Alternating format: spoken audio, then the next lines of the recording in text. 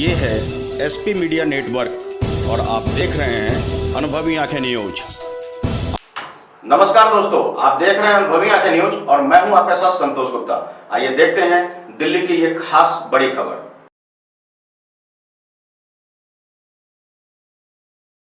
2014 से जब से वह भारत के प्रधानमंत्री बने, उन्होंने जो जो कदम उठाए हैं हिंदुस्तान के गरीबों के लिए, किसानों के लिए, बहनों भाइयों, मैं दावे के साथ कह सकता हूं कि आजाद भारत में किसी ने किसानों के और गरीबों के कल्याण के लिए इतने प्रभावी कदम किए। किसानों के आंदोलन का 30 दिन नतीजा बिन। जी हां, कोई नतीजा अब तक नहीं निकला है और अब प्रधानमंत्री नरेंद्र मोदी जी अटल बिहारी जी की जयंती पर अटल संवाद कर रहे हैं। बता दें कि प्रधानमंत्री नरेंद्र मोदी किसानों से संवाद कर रहे हैं और सीधे किसान कानून के बारे में उन्हें समझाने जा रहे हैं।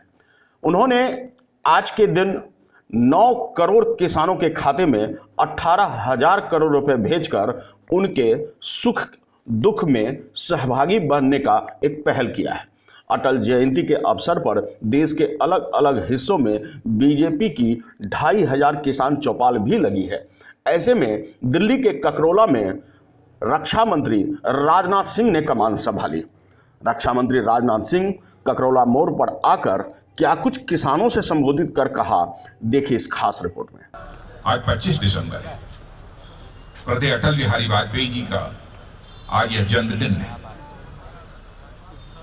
बहनों भाइयों, कौन इस सच्चाई को नकार सकता है कि आदरणीय अटल बिहारी वाजपेयी जी ने भारत को एक शक्तिशाली देश प्रधानमंत्री रहते हुए बनाने का काम किया था। सारी दुनिया के विरोध के बावजूद पोखरण में परमाणु परीक्षण करके एक पारमाणविक दृष्टि से दुनिया का शक्तिशाली देश बनाकर भारत को दुनिया के बीच खड़ा करने का काम यदि किसी ने किया तो आदरणीय अटल बिहारी वाजपेयी समाप्त कर दी जाएगी। हमारे प्रधानमंत्री ने बार बार कहा है और आज किसान भाइयों के बीच खड़े होकर यह किसान का बेटा बहनों भाइयों वचन दे रहा है, किसी भी सूरत में मिनिमम सपोर्ट प्राइस समाप्त नहीं होगी। हम आपको पूरी तरह से विश्वास दिलाते हैं, यकीन दिलाते हैं। की चोट पर कहता हूं, जब जब भारत में आर्थिक मंदी आई है, जब जब भारत में आर्थिक मंदी आई है, आर्थिक मंदी से इस भारत को संभालने का काम यदि किसी ने किया है, इस देश के किसान ने किया है। बहनों भाइयों, हमने वह कई ऐसे अवसर देखे हैं जब भारत में आर्थिक मंदी आई, कहा जाता है कि मंडी समाप्त कर दी जाएगी। बहनों भाइयों, मंडी व्यवस्था होनी चाहिए। शरद पवार जी जो आज इसका विरोध कर रहे हैं, वह भी जब कृषि मंत्री थे, उन्होंने सभी राज्य के मुख्यमंत्रियों को पत्र लिखा था, इस एपीएमसी एक्ट को स्वीकार करो, मंडी की व्यवस्था अपने यहां करो। उसको भी हम लोगों ने मान लिया। इतना ही नहीं, आप अपना माल कहीं भी बेचना चाहो, यह आजादी देने का काम भारत के इतिहास में पहली बार यदि किसी ने किया है, इस एक्ट के माध्यम से हमारे प्रधानमंत्री। और इतना ही नहीं, आपकी आमदनी केवल 2 गुना नहीं, 3 गुना, 4 गुना, 5 गुना कैसे बढ़ सके, हम लोगों की सोच यह है। यदि कॉन्ट्रैक्ट फार्मिंग की बात की जाती है, उसमें कानून में उठाकर कोई तो देखे, बड़ा से बड़ा व्यक्ति भी आकर जो भी ठेका लेगा का वह किसान को छल नहीं सकता है, धोखा नहीं दे सकता है। यह किसान जितनी कीमत पर एग्रीमेंट करेगा कि हमारे पास 1 एकड़ जमीन है, तो 1 एकड़ में यदि हमको इतना पैसा मिलेगा तभी हम तुम्हारे साथ एग्रीमेंट करेंगे। यदि वह कॉन्ट्रैक्टर अथवा सामूहिक खेती करने वाला वह व्यक्ति उतने पैसे का भुगतान नहीं करेगा तो उसके ऊपर सीधे दंडात्मक कार्रवाई होगी। इस प्रकार की व्यवस्था इस एक्ट में की गई है।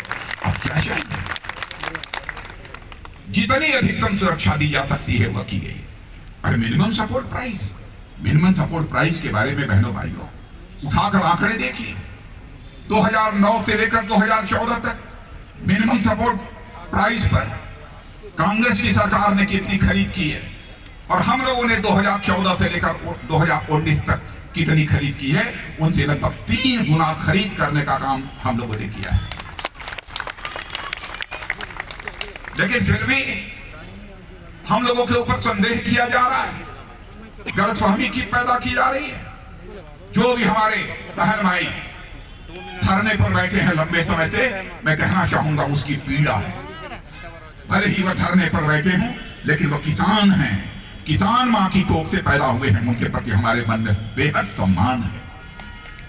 मैं किसान का बेटा होने के नाते मैं कहना चाहूंगा, सरकार में हम लोग बैठे हैं बहनों भाइयों, हम ऐसा कोई भी काम हमारी सरकार नहीं करेगी जो किसानों के हितों पर चोट पहुंचाने वाला होगा।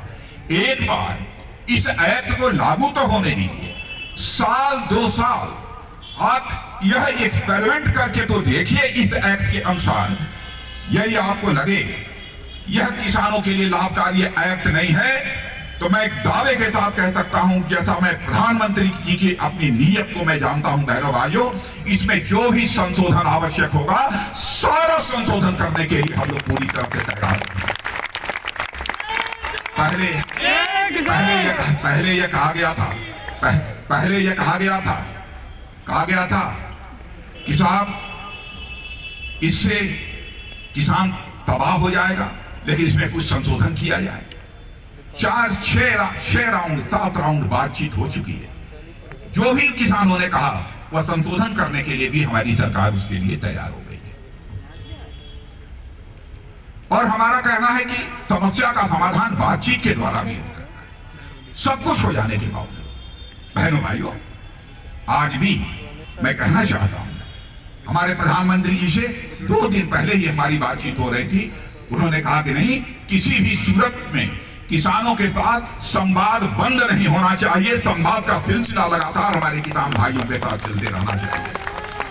आपको बता दें कि प्रधानमंत्री नरेंद्र मोदी ने अरुणाचल प्रदेश के गगन पेरिंग से संवाद किया।